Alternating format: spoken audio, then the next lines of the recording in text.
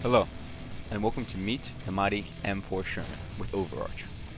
Introduced in 1942, within the next 3 years, 50,000 Shermans were built, more than the German war machine made in the last 10 years, 30 and a third tons with a crew of 5.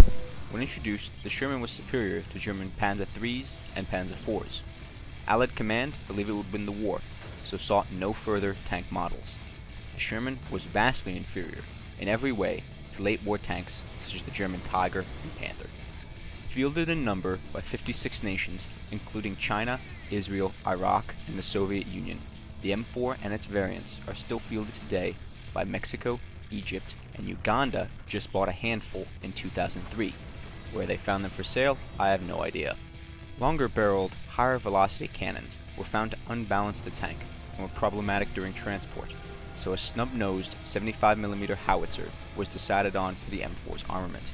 Half cannon, half howitzer, the M4's cannon was a jack-of-all-trades and master of none. Incorporating an innovative gyroscopic stabilizer, the M4's cannon remained fixed on the same point even when traversing uneven terrain. Known to the Germans as the Tommy Cooker, the M4 was a tinderbox on tracks. Ammunition cooked off a stunning 65% of penetrations. For comparison, the Tiger lit 24% of penetrations, and the Panther lit during only 19%. This was solved in later models by shifting the ammunition down onto the floor of the tank. In terms of maneuverability, the M4's high torque-to-weight ratio gave it good performance off-road. All German tanks could outperform it on-road though, and the Tiger and Panther both were superior off-road as well. The Sherman's narrow tracks were also a huge disadvantage, giving the M4 a greater ground pressure than the German Tiger, a tank that weighed 30 tons more. Even the 70-ton King Tiger had superior flotation, sinking less in mud than the Sherman. The M4 also could not operate each track independently due to its transmission. Both tracks had to be moved or none, causing it to turn more like a car than a tank. This is not modeled in-game. In an American dispatch, it was remarked, "I have seen, in many cases, where the Mark V and 6 tanks could maneuver nicely over ground where the M4s would bog down.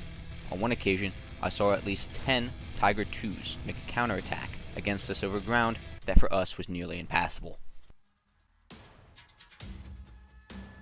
Allied tanks outnumbered German tanks 14-1, and with air superiority, the Sherman didn't have to actually win battles. Pinning German forces in place and calling in an airstrike or artillery was just as good as a victory. Fortunately, encounters with panzers were uncommon.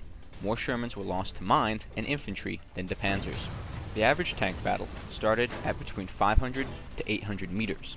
The Panzer IV, Panther, and Tiger could all penetrate the Sherman out to 1,000, 2,000, and 2,000 meters respectively.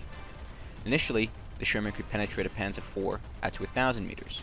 The Panther could only be penetrated on the turret, and the Tiger couldn't be penetrated anywhere frontally at any range. While they couldn't penetrate many panzers, the Allies quickly learned that they could choke the crew out. White phosphorus shells, initially intended to mark artillery and aircraft targets, would adhere to the outside of a tank, filling the crew compartment with toxic smoke. This and smoke shells were used to blind and incapacitate panzers while the Shermans closed. A tank battle between Shermans and Panzer III or IVs was an even battle. Whoever hit first most likely would have won. A battle against Panthers or Tigers, while rare, would have been terrifying for everyone involved. Certain death for the outnumbered Germans, and the death of several Sherman crews. World War II was not won by who had the best tank. It was won by whoever had more good enough tanks, and the M4 was certainly good enough.